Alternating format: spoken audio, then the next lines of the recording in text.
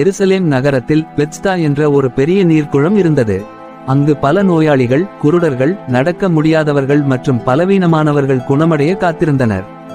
அவர்கள் அனைவரும் ஒரு விஷயத்தை நம்பி அங்கு கூடியிருந்தார்கள்: ஒரு தேவதூதன் வந்து நீரை கலக்கினால் அதில் முதலில் இறங்குபவர் உடனே குணமடைவார். அந்த குளத்தின் அருகில் 38 ஆண்டுகளாக முடங்கிய ஒரு மனிதன் இருந்தான். அவன் எத்தனை முறை முயன்றாலும் நீர் கலங்கியவுடன் முதலாவது இறங்க முடியவில்லை. அவனுக்கு உதவ யாரும் இல்லை. ஒரு நாள் இயேசு அந்த குளத்துக்கு வந்தார்.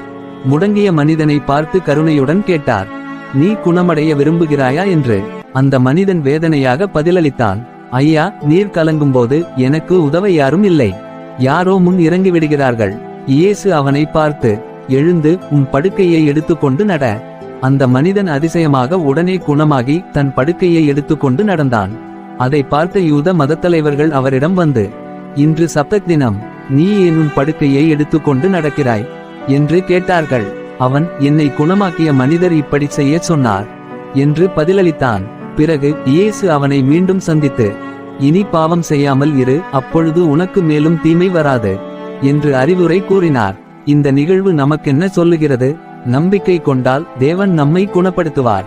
இயேசுவின் கருணை எல்லோருக்கும் கிடைக்கிறது. நம் வாழ்விலும் நம்பிக்கை வைத்து கடவுளின் வழியில் நடக்க வேண்டும்.